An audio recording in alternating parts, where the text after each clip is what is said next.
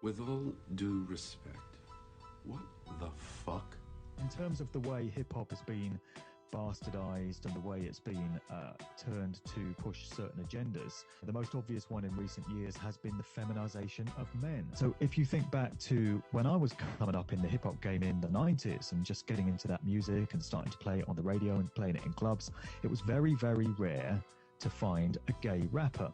And I remember in 1999, there was this phenomenon of the gay rapper. There was like this rumor going around the industry that a certain high-profile rapper was gay, because back in the late 90s, that was a major event, because hip-hop was so kind of macho, you know, masculine, that anyone that came out as gay in that industry was ridiculed and was kind of laughed out of the game, rightly or wrongly. I'm not saying that was a correct approach, but look at how things have changed now, due to social engineering, due to that slow drip effect of changing people's attitudes, changing people's perceptions. Now, it's no big deal at all to have gay rappers.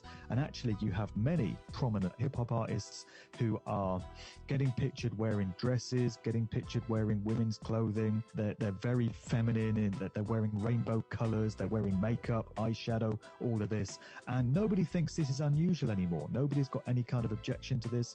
And it just speaks to how social engineering gets done over the years, and people's attitudes get slowly changed.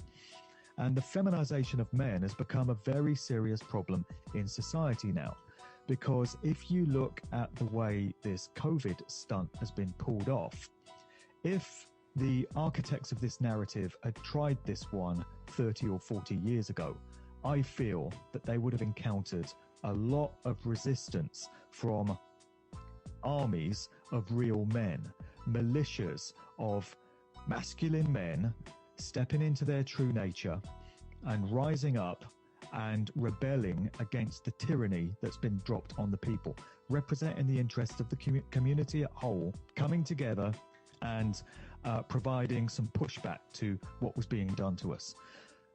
That would have happened, I feel, in previous generations. But in 2020, 2021, no such resistance. And I can speak to the dynamic here in the UK because I feel a very successful job has been done, probably at the hands of the Tavistock Institute and all these social engineers, of dumbing men down, feminizing them, removing that natural masculine tendency out of them, that self-defense instinct that should be there in authentic men, because that's what it means to be a real male.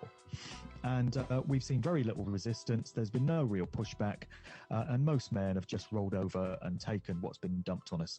And the saddest thing that I see in society is when you see big, stocky men with shaven heads and, you know, tattoos everywhere. And 30 years ago, there'd have been football thugs kicking off on the terraces at football games, you know. But these days, they're wearing a mask, standing behind a bit of tape in the supermarket, doing what they're told by some 16-year-old COVID marshal on the door, and not kicking any kind of fuss whatsoever. So, RIP real men.